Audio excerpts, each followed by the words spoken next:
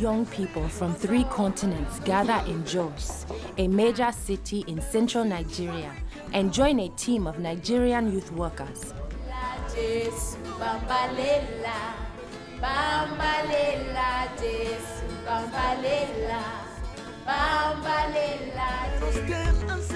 Together, they prepare for 2 weeks of intensive youth and children's programs in the area of Jos, Bauchi, and Tafawa Balewa. I was outside the church. Many children come around, and there was a music playing, and they start to dance with their smile. And it was amazing to see. And I was talking to my friend, he's part of the team, and I asked her, "Oh, does everybody here knows dancing?" And she told me, "The dancing is too important for us because when they dance, they forget. They forget about their needs. They forget about their pains."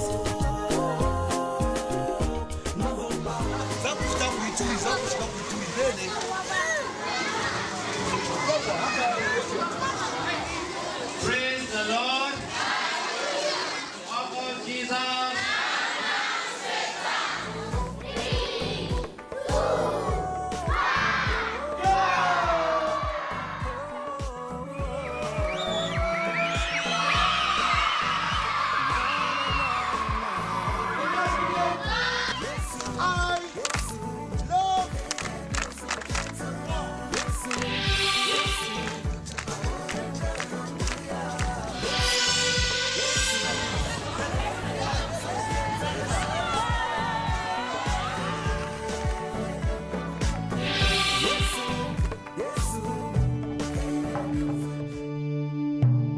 But what are these children and youth going through? As young as they are, many have already learned what agony is. They know what it is to lose loved ones and to face persecution for their faith. In recent years, 1/3 of Nigeria has already been fully Islamized. Throughout the north, Sharia is law. Fanatic Muslims pose severe pressure on the many Christians and churches in those regions. But there is more. With planned attacks in strategic areas, Islam strives to expand its reign southward in order to bring the whole of Nigeria under Islam. During horrific eruptions of violence in January and March 2010, hundreds of Christians in Jos were killed, houses and churches destroyed. When I got here, I realized that I have never really felt what they feel. I tried to put myself in their shoes, but I realized that I couldn't do it because it's so different. The stories I have heard here, it's too much for me. There was some there. The one little girl had told me about how her father and her sister had been killed. I think just as the children shared those sort of stories, like sharing the love of Jesus with them and how Jesus is always with them in everything that they go through and stuff. And I hope that I was able to bring some sort of comfort to them. Continuous brutal violence leaves many Christians with fear for their lives. Many children and youth have been traumatized by the violence they witnessed. The team tries to reach out to them with Bible studies and ministry, reminding them of God's love and encouraging them to hold on to Jesus.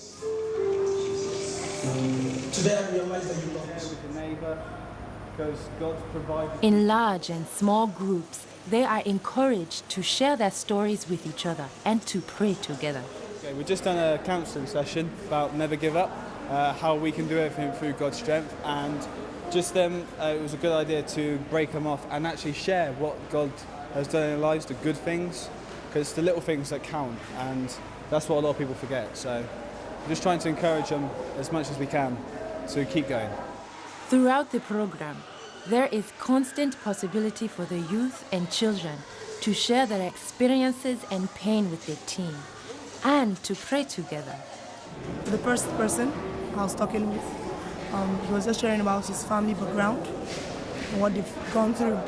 So all he was saying was we needed to pray for him and his family because quite a number of them are still Muslims. And so, since it's mixed up, you tend to find persecution, on both sides.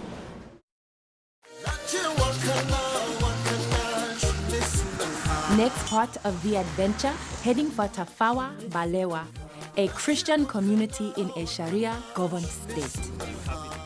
But we had in our mind that the same as Bauchi, so we were expecting 300, 400 children. So while the program worked there, so let's just use it in Tafawa Balewa. We turned up, 800, maybe 1,000 children. For 10 leaders, that's impossible to work with. That's 100. The ratio is poor. When I saw more than 1,000 children, I feel scared.